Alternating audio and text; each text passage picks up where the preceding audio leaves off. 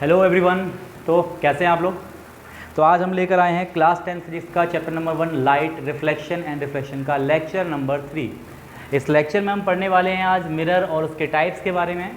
Reflection in plane mirror के plane mirror में reflection कैसा होता है हम ये पढ़ेंगे, और स्फेरिकल मिरर जो होते हैं उनमें क्या क्या टर्म्स हम इस्तेमाल करते हैं इस बारे में पढ़ेंगे। स्फेरिकल मिरर से रिफ्लेक्शन का हमारा नेक्स्ट वीडियो रहेगा, बट अगर आपने इससे पहले का वीडियो अगर नहीं देखे तो आप यूट्यूब पर टाइप करें लाइट 02 आराध्या एकेडमी और वहाँ पे आपको ले आइए लाइट 01। आपको अगर वो लेक्चर देखना है फर्स्ट लेक्चर तो आप वो टाइप करें, आपको यूट्यूब पर वीडियो मिल जाएंगे। अदरवाइज़ इसके लिंक मैं आपको डिस्क्रिप्शन में दे दूँगा। तो बिना देरी किए स्टार्ट करते हैं आज का हमारा लेक्चर रिफ्लेक्शन एंड रिफ्रैक्शन 03। आप सभी लोगों से मैं कहूँगा कि आप लोग अपनी नोटबुक और पेन लेकर बैठें। अरे सर रोज़ बोलता हूँ क्योंकि आप लेकर नहीं बैठते। सर लेकर बैठे हैं, दिखाएं कैसे आपको, आप देख ही नहीं पाओगे।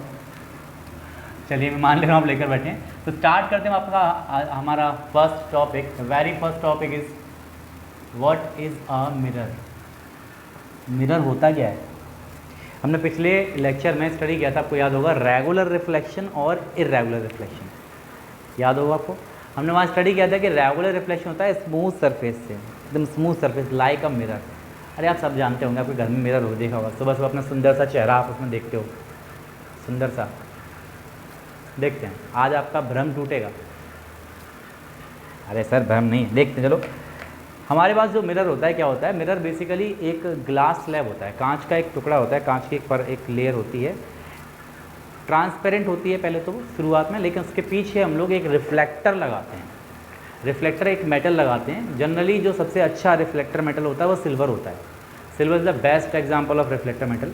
हम करते क्या है, हमारे पास कांच की एक लेयर होगी, पूरा कांच का एक स्लैब होगा, उसके पीछे हम एक बारीक पतली सी लेयर लगाएंगे वो सिल्वर मेटल की या किसी भी अदर शाइनी रिफ्लेक्टर मेटल की लेयर लगाएंगे, और उसके पीछे हम पेंट कर देंगे। हम कर क्या रहे हैं, हम अपनी ग्लास स्लैब को ओपेक बना रहे हैं। ओपेक बना रहे हैं, साथ में उसे स्मूथ रख रहे हैं हम एक सिल्वर मेटल की लेयर के जरिए, जिससे कि रिफ्लेक्शन हो सके। तो बेसिकली क्या है मिरर। मिरर एक ग्लास स्लैब है जिसके पीछे आपने एक रिफ्लेक्टर लगा रखा होगा। लिखेंगे इसमें हम लोग, mirror is a slab of glass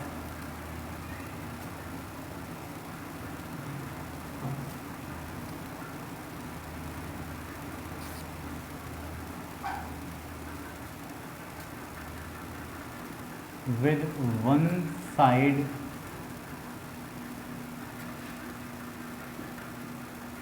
covered, या ऐसा कर लीजिए whose one side, whose one side is covered with a reflector metal, कोई भी हो सकता है, जरूरी मेटल, रिफ्लेक्टर मटेरियल लिख लो आप, ठीक है। Reflector material like silver best example है।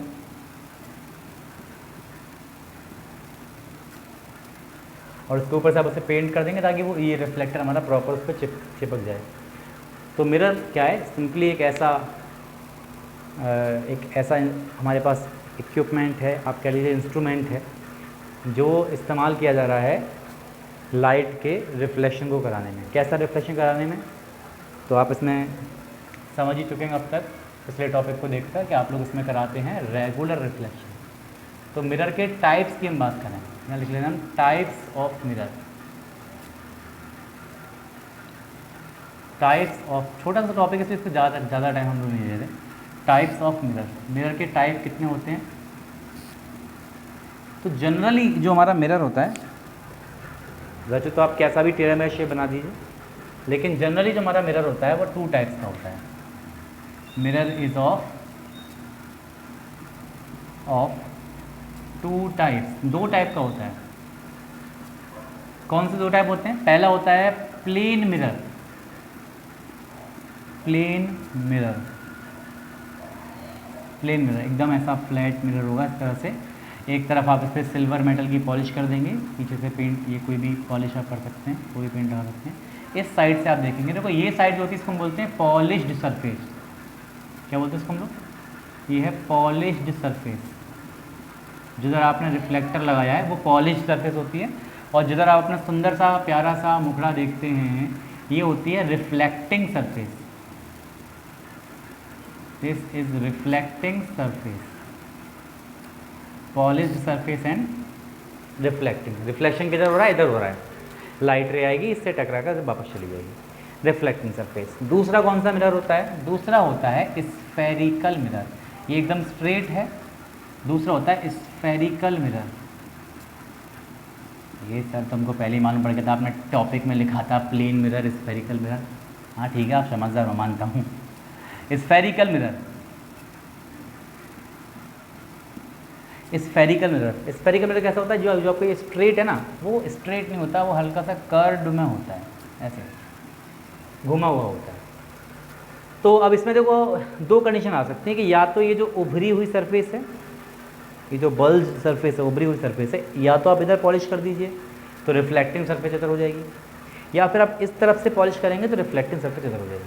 मतलब इसमें दो केस बन सकते हैं और बनते हैं। इसमें जो पहला केस बन सकता है, मतलब स्फेरिकल मिरर भी टू टाइप का होता है। जो पहला होता है उसको हम बोलते हैं कॉनकेव मिरर, और दूसरा होता है कॉन्वेक्स मिरर। अभी इनके बारे में हम लोग बात करेंगे, धीमे धीमे समझेंगे, बट पहले हम समझेंगे रिफ्लेक्शन इन प्लेन मिरर। दो तरह के होते हैं, आपको बताया। कॉनकेव मिरर चाहे तो आप बना लो। कॉनकेव मिरर होगा जिसमें बाहर साइड आपने पॉलिश कर रखी होगी, और जो एक केव है ना, अंदर गड्ढा टाइप का जो है, ये सरफेस होगी आपकी, इसको बोलेंगे ये जो रिफ्लेक्टिंग सरफेस है। यानी रिफ्लेक्टिंग सरफेस जिसकी केव में है, गड्ढे में है, अंदर है, ये कॉनकेव मिरर होगा। और जिसकी रिफ्लेक्टिंग सरफेस, इसको यहाँ बना दे रहा हूँ, जिसमें पॉलिश आपने अंदर कर रखी है और रिफ्लेक्टिंग सरफेस ये है बाहर वाली, यहाँ से आप अपना फेस देखेंगे, तो इसको बोलेंगे ये है कॉन्वेक्स मिरर। कॉनकेव मिरर और कॉन्वेक्स, अब इनके बारे में और बात करेंगे। फिलहाल हम लोग पहले प्लेन मिरर का कॉन्सेप्ट आज लेके चलेंगे। अभी फिलहाल तो हो गया, नोट कर लीजिए ज़रा। मिरर समझ में आ गया, टाइप्स ऑफ मिरर समझ में आ गए। दो होते हैं, प्लेन और स्फेरिकल। स्फेरिकल भी आगे दो टाइप के होते हैं, कॉनकेव एंड कॉन्वेक्स। ओके, चलिए हटाते हैं इसे। तो नेक्स्ट हेडिंग लोग स्टार्ट कर रहे हैं, वो है reflection in plane mirror. Reflection in plane mirror, heading डाल लीजिए next, reflection in plane mirror.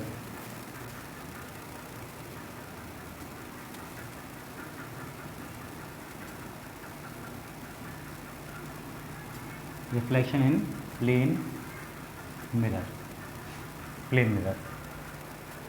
देखिए क्या होता है इसमें, हमारे पास एक, हम यहाँ पर प्लेन मिरर ले रहे हैं, यहाँ पर ले रहे हैं, तो ये है प्लेन मिरर, और इधर आपने कर रखी है इस पर पॉलिश, ठीक है।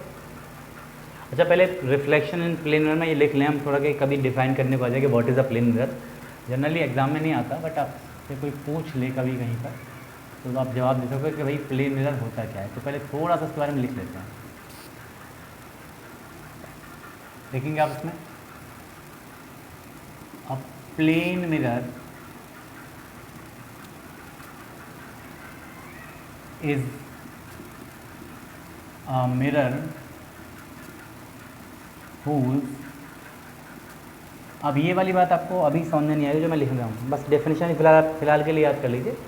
आगे आने वाली वीडियोस में हम समझेंगे जब ये, या हाँ इसी में क्लियर हो जाएगा, टर्म्स में यहाँ से थोड़ा आपको क्लियर हो जाएगा, या अगर अभी यहाँ पे भी अगर आपको प्रॉपर क्लियर नहीं हुआ तो आगे आने वाली जो नेक्स्ट वीडियो हमारी होगी उसमें बेहतर क्लियर हो जाएगा कि जो मैं यहाँ पे लिख रहा हूँ उसका क्या मीनिंग है अभी। अब plane mirror is a mirror whose, फिलहाल लिख लीजिए बस, whose focal length is infinite. Infinite, plane mirror वो मिरर होता है जिसकी फोकल लेंथ इनफाइनाइट होती है। फोकल लेंथ क्या होती है इसको हम समझेंगे आगे आने वाले टर्म्स में भी। फिलहाल के लिए बस आप इसे लिख लीजिए, आप समझ सकते हैं एकदम स्ट्रेट होता है, बाकी जानते तो आप हैं। डिफाइन कैसे करेंगे, आप ऐसे डिफाइन करिए। इस डेफिनेशन का मीनिंग क्या है ये हम लोग पढ़ेंगे नेक्स्ट वीडियो में, समझेंगे। अभी थोड़ा बहुत आपको यहाँ पे क्लियर हो जाएगा, हम थर्ड टॉपिक पढ़ेंगे तब। चलिए क्या कर रहे हैं यहाँ पे, मान लीजिए हमारे पास एक ऑब्जेक्ट है, इस डायग्राम को हम यहाँ बनाते हैं, यहाँ से रखते हैं ना, क्योंकि जगह हमारे पास कम पड़ जाएगी। यहाँ पर एक ऑब्जेक्ट है, यहाँ पर सॉरी हमारा मिरर है, ठीक है। और एक ऑब्जेक्ट हम यहाँ पर लेंगे, लेट सपोज यहाँ हमारे पास एक ऑब्जेक्ट रखा है मिरर के सामने, ज़्यादा डिस्टेंस पर नहीं है, पास में ही है। देखिए एक बात ध्यान रखिए हमेशा, अभी से बता दे रहा हूँ, आगे कई जगह काम आएगी। जब भी कभी हम किसी पास की चीज़ को देखते हैं, जब भी कभी हम किसी पास की चीज़ को देखते हैं, आप बिल्कुल इस पास की चीज़ को देखेंगे यहाँ से, तो पास की चीज़ को अगर आप देखेंगे तो यहाँ से लाइट रेज कैसी आती हैं, डाइवर्जिंग आती हैं, ये फैलती हुई लाइट रेज आती हैं इस तरह से डाइवर्जिंग। और अगर आप दूर की चीज़ को देखते हैं, जब दूर से देखते हैं, दूर से लाइट रेज डाइवर्स तो होती हैं, लेकिन आप इन लाइट रेज को डाइवर्स होकर वहाँ तक पहुँचना है, तो हल्का सा डाइवर्ट होंगे तो आपको ऐसा लगेगा कि ये पैरेलल आ रही हैं। ये तो बहुत कम डिस्टेंस है बोर्ड से इस कैमरा की, बहुत कम डिस्टेंस है। अगर हम बहुत लंबी डिस्टेंस की बात करते हैं हम लोग, जैसे हम यहाँ से कोई बहुत दूर एक बस खड़ी है, उसका नंबर देख रहे हैं कि क्या नंबर है उसका, तो वो डिस्टेंस काफ़ी बड़ी हो जाती है। उस डिस्टेंस को हम इन्फानाइट डिस्टेंस कहते हैं, समझ लीजिए। यानी जब ऑब्जेक्ट इन्फानाइट डिस्टेंस पर रखा होता है, बहुत दूर डिस्टेंस पर रखा होता है, वहाँ से लाइट रेज पैरेलल आती हैं, और जब ऑब्जेक्ट पास रखा होता है तो वहाँ से लाइट रेज डाइवर्जिंग फैलती हुई आती हैं, इस तरह से आएंगी, ये डाइवर्जिंग, ये डाइवर्जिंग, ठीक है। यहाँ भी देखिए ये केस है कि ये ऑब्जेक्ट यहाँ पे रखा हुआ है, तो यहाँ से लाइट रेज जाएंगी डाइवर्ज होती हुई। एक लाइट इस तरह से सपोज आ रही है, ये वाली,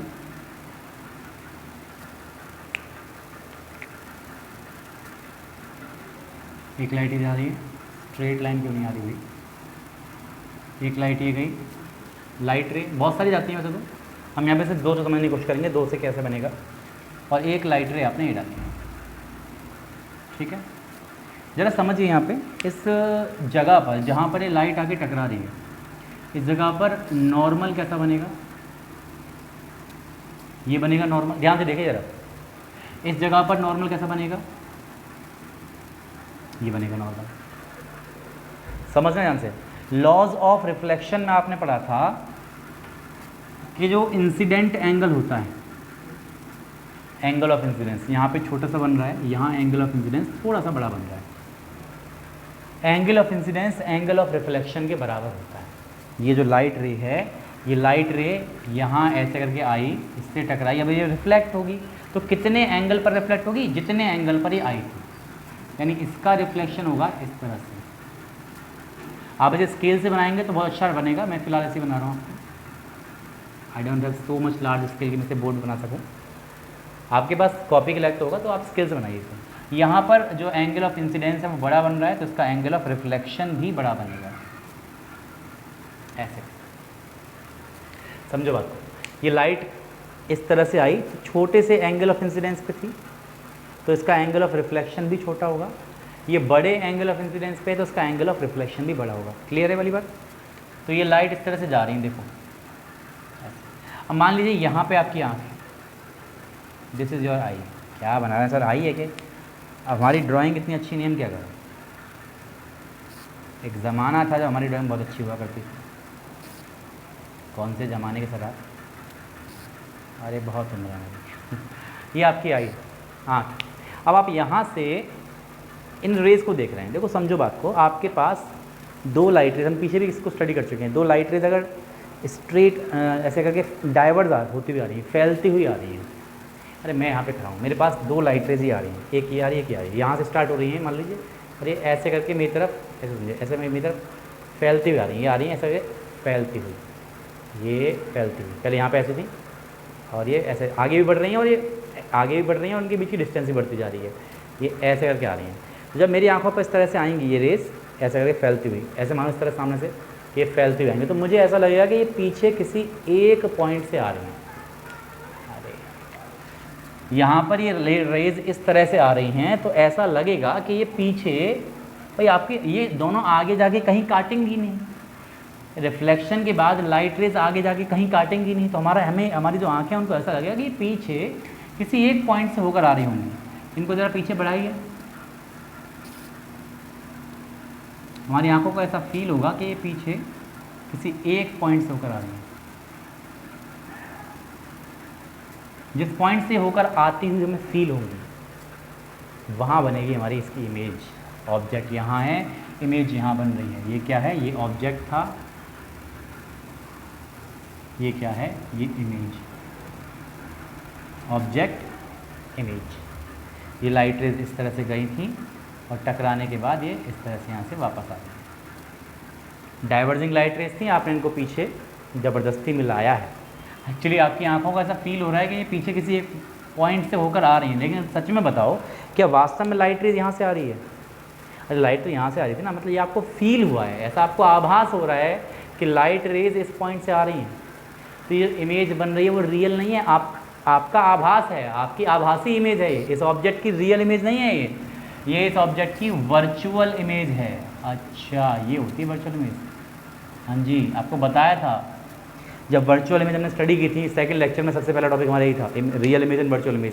तो वहाँ हमने ये स्टडी किया था कि जो डाइवर्जिंग लाइट रेज आती हैं वो हमेशा वर्चुअल इमेज बनाती हैं, जो फैलती हुई लाइट रेज आती हैं वो वर्चुअल इमेज बनाती हैं। मतलब ये रेज जब भी कभी आपस में आगे डाइवर्जिंग है तो आगे जाके कहीं कट ही नहीं करेंगी। अगर एक्चुअली आपस में किसी पॉइंट पे मिलती हैं तो रियल इमेज बनती है, फैलती हुई जाती हैं अगर ऐसा हमको फील होता है कि वो किसी पॉइंट से होकर आ रही हैं तो वर्चुअल इमेज बनती है। दिख रहा है आपको यहाँ वर्चुअल इमेज बन रही है। अब सुबह सुबह जो आप अपने प्लेन मिरर में सुबह सुबह अपना सुंदर सा मुखड़ा देखते हैं, रियल इमेज नहीं है, वर्चुअल इमेज है। मतलब सर कहना क्या चाहते हैं आप, हम काले हैं? अरे काला तो मैं हूँ भाई, तो हम बदसूरत हैं? नहीं भाई, रियल इमेज नहीं है वो। इसका मतलब ये नहीं कि आप जैसे आप उसमें दिख रहे हो वैसे नहीं हो, ऐसा नहीं है भाई। आप जैसे दिख रहे हो वैसे ही, परेशान ना हो आप वैसे ही हो, लेकिन आपकी जो इमेज मिल रही है इस इमेज को आप किसी स्क्रीन पर प्रोजेक्ट नहीं कर सकते, ध्यान रखिए। ये इमेज जो है वो रियलिटी में ये रेज इंसर्ट नहीं कर रही हैं, ये वर्चुअल ही इंसर्ट कर रही हैं, आपको ऐसा लग रहा है इंसर्ट कर रही हैं। इस इमेज को आप कहीं भी स्क्रीन पर प्रोजेक्ट नहीं कर सकते हैं। चलिए और कुछ बातें इसके बारे में पढ़ते हैं। इमेज हमको कैसे मिल रही है, लिखेंगे इसमें हम इन प्लेन मिरर। ये पूरा प्रोसेस एक्सप्लेन करने की जरूरत नहीं है, केवल डायग्राम बना दीजिए बस। इन प्लेन मिरर, मार्कर चेंज करेंगे, हल्का है। इन प्लेन मिरर इमेज ऐसे लिखते हैं, a virtual image, a virtual image is found. और कुछ बात समझिए इसके बारे में। ये ऑब्जेक्ट अगर मिरर से x डिस्टेंस पर है तो ये जो इमेज बनी ना इसके अंदर, मिरर के अंदर, ये भी x डिस्टेंस पर होगी। एट सेम डिस्टेंस, जितना साइज इस ऑब्जेक्ट का होगा उतनी ही साइज की ये इमेज हमको मिलेगी। Of same size. और एक सबसे इम्पॉर्टेंट बात ये कि मिरर में इसमें जो इमेज आपको मिल रही है ये इमेज कैसी मिलेगी, it is laterally inverted.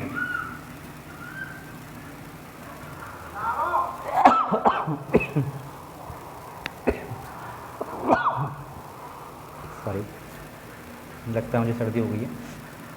It is laterally inverted.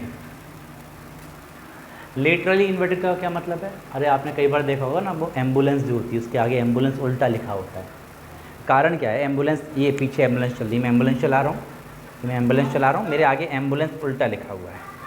अब मेरे आगे जो एम्बुलेंस लिखा हुआ है, मैं चाहता हूँ, सामने एक ट्रक चल रहा है, मैं चाहता हूँ कि मैं उसे ओवरटेक करूँ तो मैं उसको हॉर्न दूंगा। अब ट्रक वाला कहाँ देखेगा? आपके पीछे एम्बुलेंस आ रही है, वो देखेगा अपने रियर व्यू वाले मिरर में। ये मिरर क्या है? ये मिरर उसमें आपको उसकी जो इमेज मिलेगी, देखो मिरर कोई भी हो, चाहे प्लेन हो चाहे कैसा भी हो, ऐसा नहीं कि वो मिरर जो होता है वो प्लेन मिरर होता है, वो कॉन्वेक्स मिरर होता है, लेकिन मिरर कोई भी हो, मिरर के अंदर जो आपकी इमेज बनती है ना वो लेटरली इन्वर्टेड बनती है। इसका मतलब क्या है कि जो लेफ़्ट की चीज़ है वो राइट में, राइट की चीज़ लेफ्ट में नजर आएगी। मतलब जो एम्बुलेंस मेरे आगे लिखा हुआ है, मेरी एम्बुलेंस के आगे यहाँ पर लिखा हुआ है, वो एम्बुलेंस कुछ ऐसा लिखा हुआ है।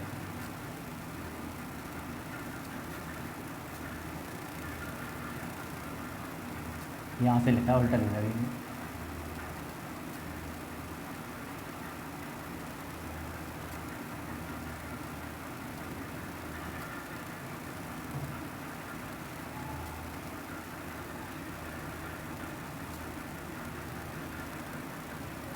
स्पेलिंग सही है, AMBU एम्बुलेंस। ओके, इस तरह लिखा हुआ है।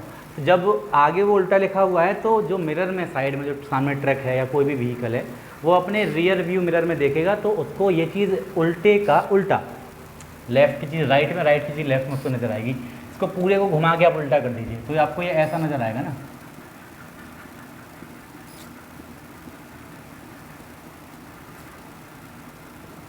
मतलब उसको अपने यहाँ जो मिरर, अपने मिरर में जो इमेज दिखाई देगी एम्बुलेंस की वो सीधी दिखाई देगी। एक एग्जांपल दिया है केवल आपको। अरे नॉर्मली हम लोग जो है कभी भी अगर आप मिरर में अपना राइट हैंड अप करें ऐसे करके, तो क्या जो मिरर में पर्सन है क्या वो भी अपना राइट हैंड अप करता है? अरे उसका राइट हैंड इधर होगा। तो अब आप अपना ये वाला हाथ उठा रहे हैं तो क्या अपना ये वाला हाथ उठाता है?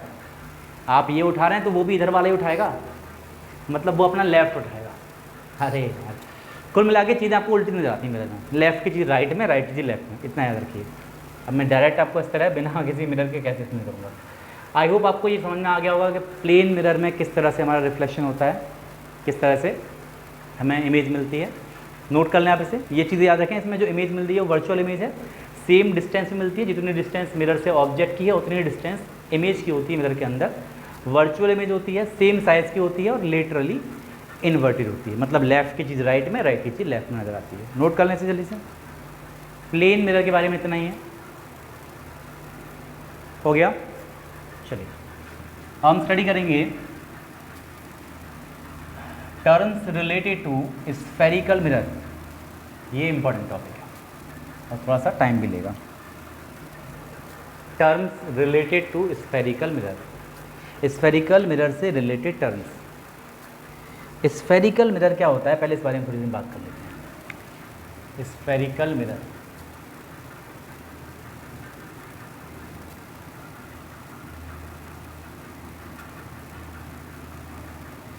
स्फेरिकल मिरर क्या होता है? एक ऐसा मिरर होता है जिसकी फोकल लेंथ इनफाइनाइट नहीं होती, कुछ फाइनाइट फोकल लेंथ होती है। और क्या होता है इसके बारे में? A mirror which is a part of a sphere। एक ऐसा मिरर जो किसी स्फीयर का पार्ट हो, किसी स्फीयर का हिस्सा हो, उसे हम बोलते हैं spherical mirror. Is known as, ये क्या बात हुई है ना, चलो समझाएंगे। Is known as spherical mirror, is known as spherical mirror. अभी समझते हैं इसका मीनिंग क्या है। हमने अभी पीछे जो मिरर बनाया था वो कैसा बनाया था? मैं कॉनकेव का एग्जांपल ले रहा हूँ, यहाँ बना देते हैं,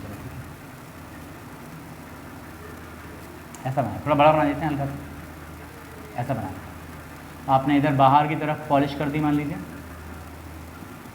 तो आपने इसको कहा ये कैसा मिरर है? ये कॉनकेव मिरर है, ठीक है, कॉनकेव मिरर है। ओके, अब देखा जाए तो कोई मिरर ऐसा नहीं है तो ये सामने से देखने पर गोल ही, ये ऐसे मान के चलो इस तरह से गोल है, ऐसे गोल सा है सामने से। लेकिन साइड से देखोगे अगर आप, तो साइड से ये बाउंड्री जो आपको नज़र आ रही है वो कुछ ऐसी नज़र आएगी ना।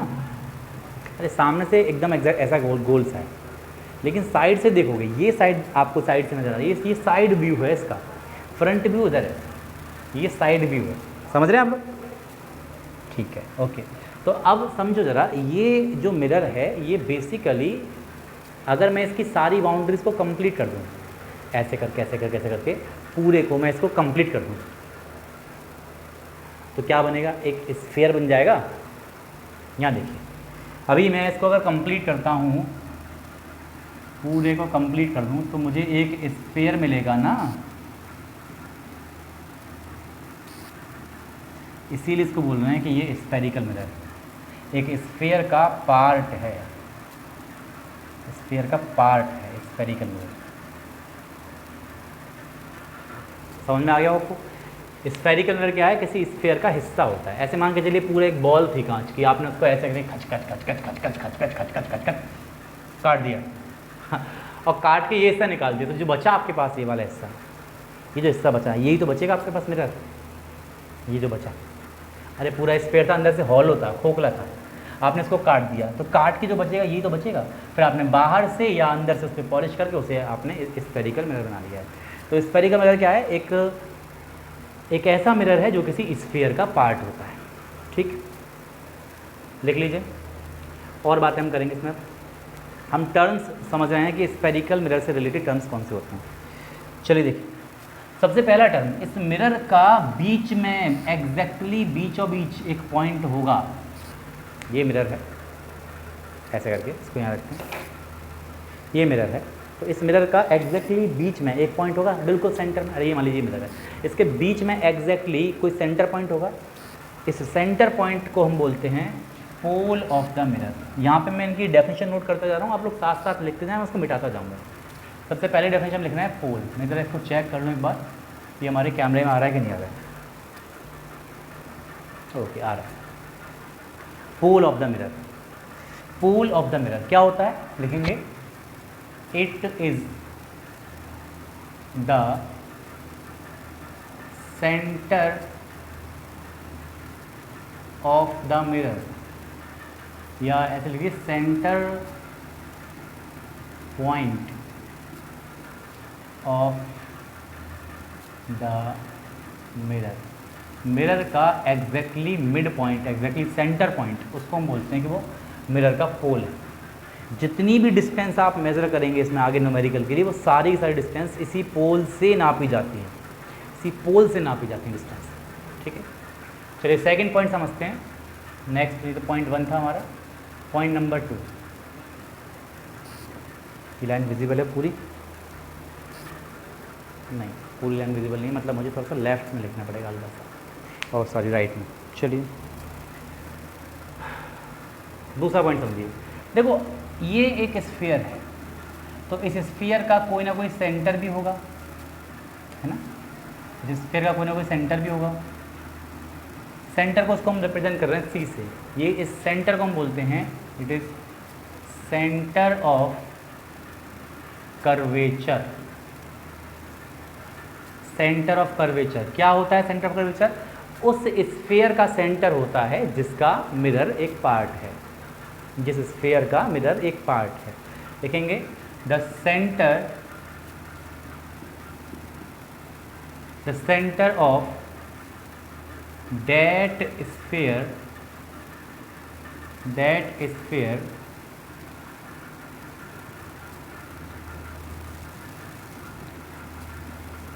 whose part is the mirror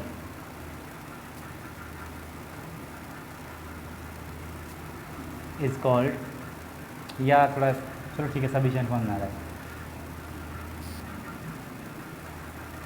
is called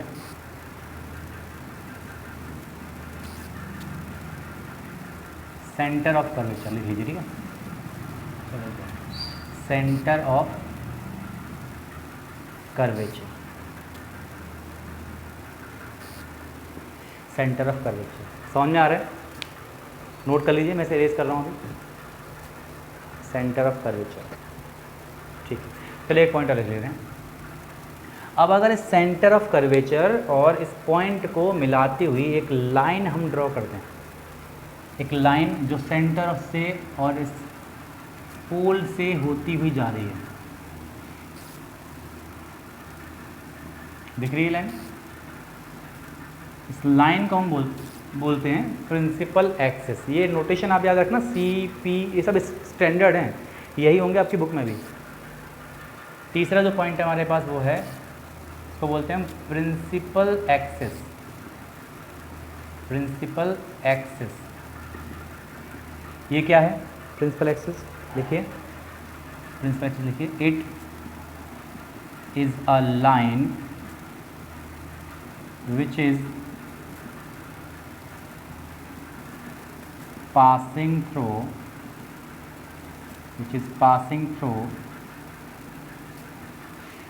note जरूर करें सब लोग, पूरा थियोरेटिकल टॉपिक है, वरना भूल जाओगे आप लोग, समझ में तो आ जाएगा, लिखना जरूर। It is the line which is passing through centre of curvature and pole of the mirror. आगे से मैं इसको शॉर्ट में लिखूंगा, इतना लंबा लंबा लिखेंगे तो बहुत लंबी थ्योरी हो जाएगी। आगे से मैं सेंटर ऑफ कर्वेचर को केवल सी लिखूंगा, पोल को केवल पी लिखूंगा, ठीक है। Centre of curvature and pole of the mirror, यानी सेंटर ऑफ कर्वेचर और पोल से होकर जाने वाली लाइन, ये जो लाइन है इस लाइन को बोलते हैं हम प्रिंसिपल एक्सिस। बहुत इंपॉर्टेंट लाइन है। जितने भी पॉइंट आप लेंगे इसी पर लेंगे, ऑब्जेक्ट कहाँ रखा है इसी पर रखा लेंगे, इमेज कहाँ बन रही है इसी पर बताएंगे हम लोग कहाँ इमेज बन रही है, फोकस वगैरह सब चीज़ें इसी पर हम स्टडी करेंगे। तो पहले नोट कर लीजिए, जल्दी से नोट कर लीजिए। हो गया, चलिए इरेज करते हैं इसे।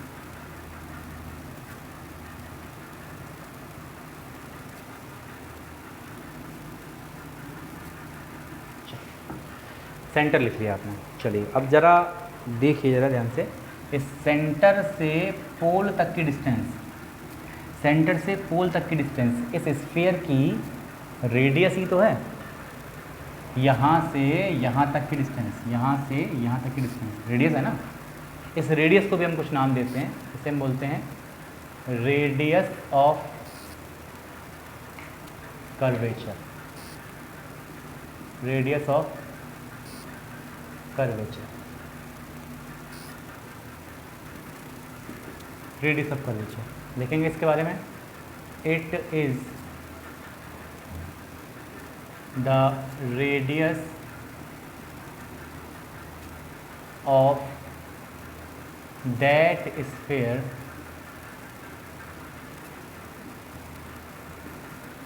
ये उस स्फीयर की रेडियस है जिसका मिरर एक पार्ट है, of which the mirror is a part, of which the mirror is a part। ये है रेडियस ऑफ कर्वेचर। इसे हम लोग रिप्रेजेंट करते हैं कैपिटल आर से। मैं इसे कहाँ दिखाऊँ, ये दिखा दे रहा हूँ। यहाँ से यहाँ तक की जो ये डिस्टेंस है इसे हम बोलते हैं capital R.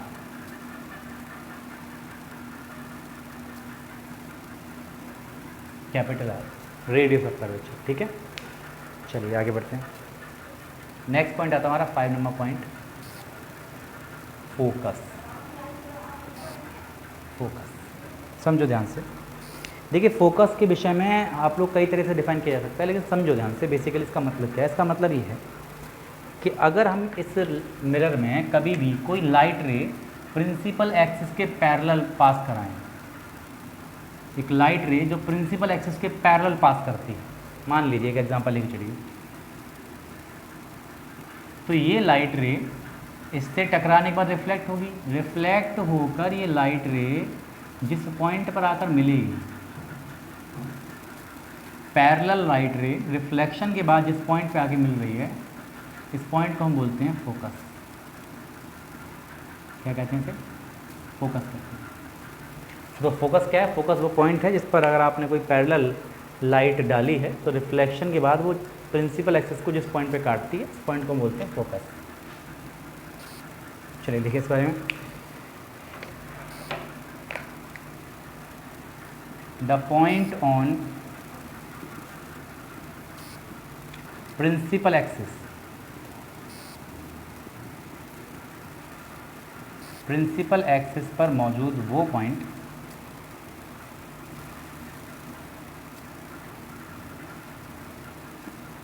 from which a parallelly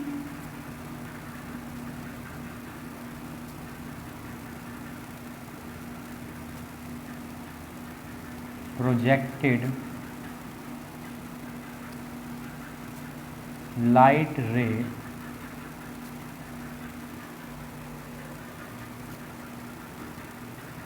passes after reflection, या ऐसे करिए passes और seems to come from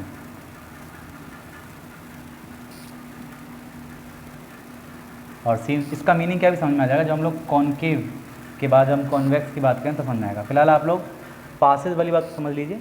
ये सीम्स टू कम फ्रॉम क्यों लिखा है, इसका मीनिंग हम समझेंगे जब हम लोग बात करेंगे कॉन्वेक्स मिरर के बारे में। Seems to come from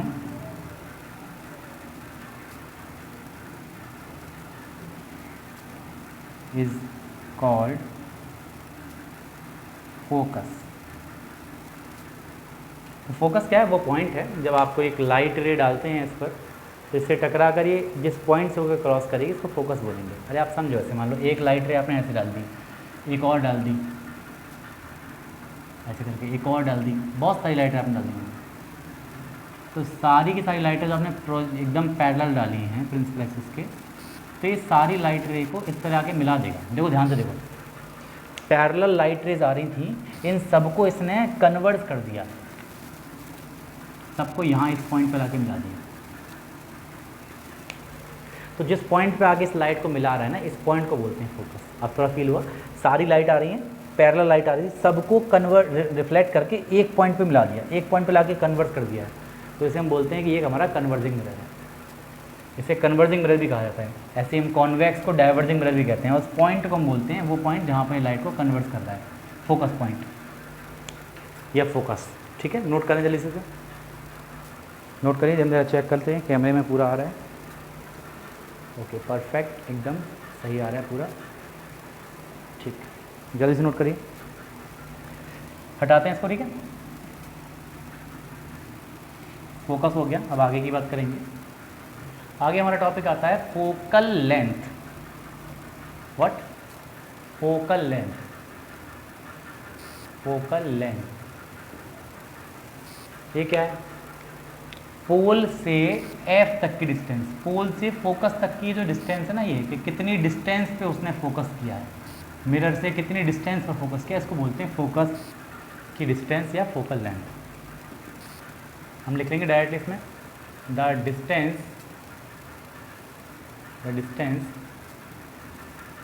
between P and F, या चलो पूरा लिख लेते हैं, between pole of the mirror and focus. तो फोकस और पोल के बीच की जो डिस्टेंस है इसे हम बोलते हैं फोकल लेंथ। एक रिलेशन यहाँ आपको बता दे रहे हैं अभी कि जो फोकल लेंथ होता है इसे स्मॉल f से हम रिप्रेजेंट करते हैं। ये focal length radius of curvature का हाफ होती है। इसको हम वैसे अलग टॉपिक में स्टडी करते हैं, बट यहीं भी डायरेक्ट लिख कर ले रहे हैं कि चाहे कोई भी मिरर हो, कोई भी लेंस हो, जो फोकल लेंथ है अभी फ़िलहाल 10th क्लास के लिए, जो फोकल लेंथ है ये इस रेडियस की, दिख भी रहा होगा आपको, इसका डेरिवेशन हमारे सिलेबस में नहीं है 10th में, ये हम 12th में स्टडी करते हैं, वहाँ पर है डेरिवेशन इसका। तो ये जो फोकल लेंथ है, यहाँ से यहाँ तक की डिस्टेंस, यहाँ से यहाँ तक की डिस्टेंस की हाफ होती है, दिख रहा है आपको, ये डिस्टेंस इस पूरी डिस्टेंस की हाफ है, ठीक है। रेडियस ऑफ कर्वेचर की हाफ होती है फोकल लेंथ, ठीक, ओके, नोट करिए इसको। आगे एक और चीज़ हम स्टडी कर लेते हैं जो कि हमारा फोकल प्लेन। फोकल प्लेन ये क्या होता है? आप एक प्लेन लीजिए, एक ऐसा प्लेन, सपोज मैं इसको लेता हूँ, ये हमारे पास कोई प्लेन है, एक ऐसा प्लेन जो फोकस से होकर क्रॉस कर रहा हो, ये फोकस पॉइंट है, इससे होकर ये प्लेन क्रॉस कर रहा हो, और इस प्रिंसिपल एक्सिस के साथ इसका जो एंगल बन रहा है, प्रिंसिपल एक्सिस ये वाली है, ये इसका जो एंगल बन रहा है वो 90 डिग्री का बन रहा हो, मतलब 90 डिग्री पर प्रिंसिपल एक्सिस को क्रॉस कर रहा हो। कहाँ से क्रॉस कर रहा हो? फोकस से क्रॉस कर रहा हो। तो इस प्लेन को बोलते हैं फोकल प्लेन। इतना छोटा नहीं होगा, काफ़ी बड़ा प्लेन मान लीजिए कि बड़ा सा प्लेन यहाँ से क्रॉस कर रहा है, तो बड़ा सा प्लेन यहाँ से क्रॉस कर रहा है 90 डिग्री पर। लिखें इस बात को, अ प्लेन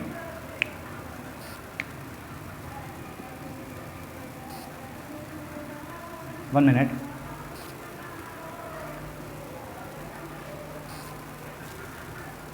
थोड़ा साउंड की का इशू हो रहा है बाहर से। A plane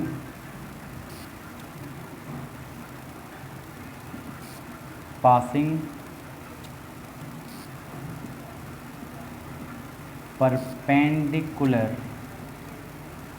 perpendicularly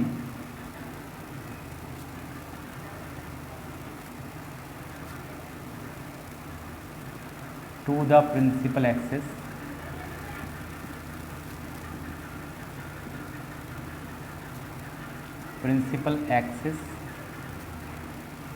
from focus.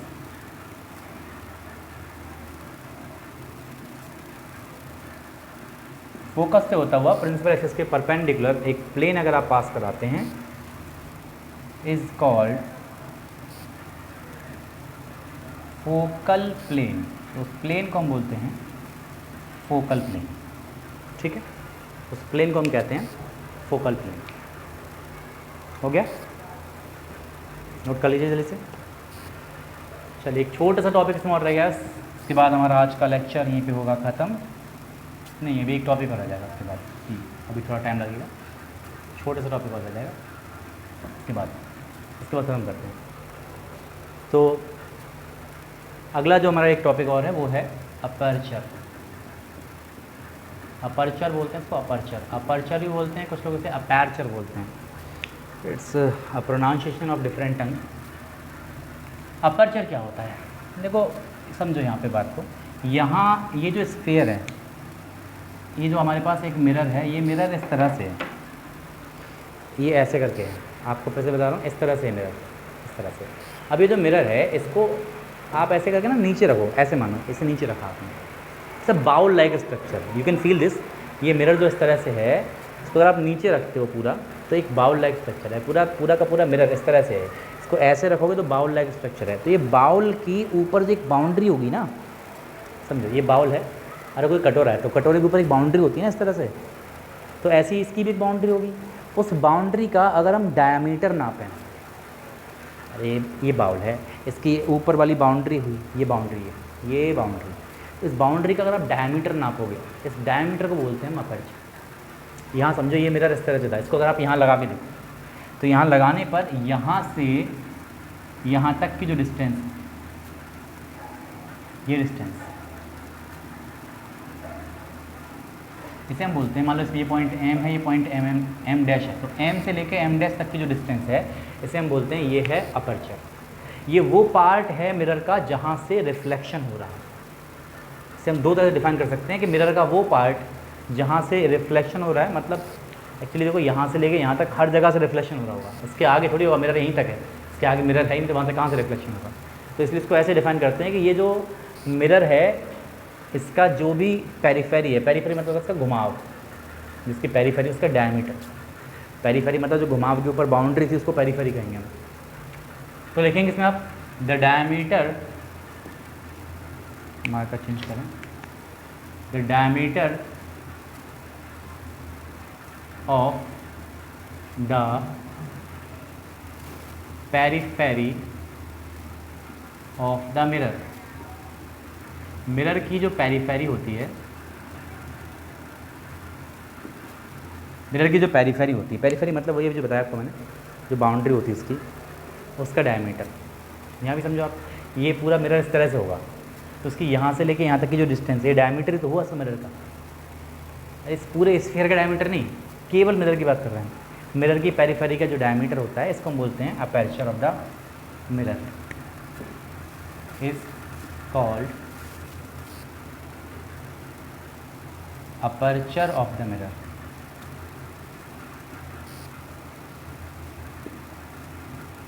Of mirror, ठीक है, नोट करना जरा से, जल्दी से नोट कीजिए।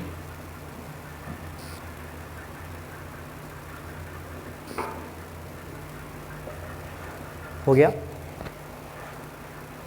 चलिए अपर्चर ऑफ द मिरर।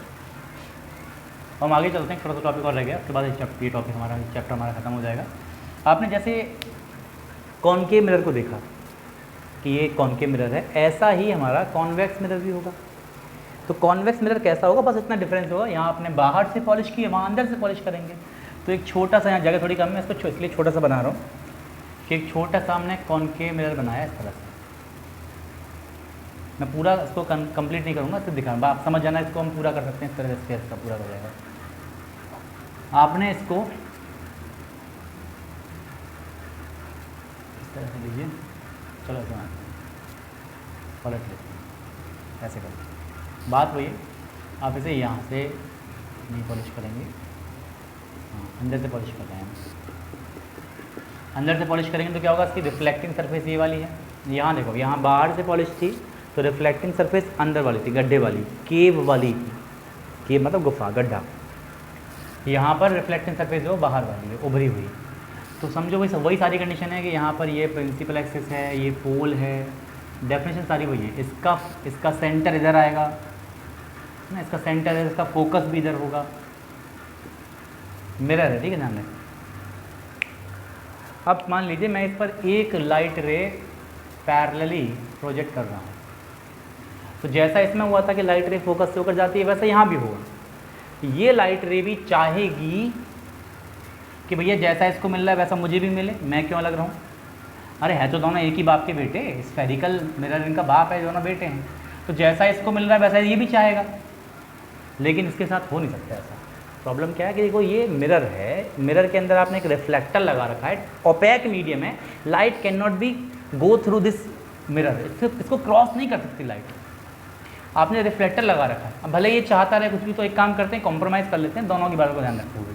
क्या होगा, हम नहीं कॉम्प्रोमाइज़ कर रहे हैं, नेचर ने खुद किया इस तरह से कि यहाँ से एक लाइट रे, अब क्योंकि रिफ्लेक्ट होगी तो रिफ्लेक्ट होगी, हम एक काम करते हैं, इसको ऐसे रिफ्लेक्ट करते हैं कि ये फोकस की ही डायरेक्शन में रिफ्लेक्ट, लाइक दिस।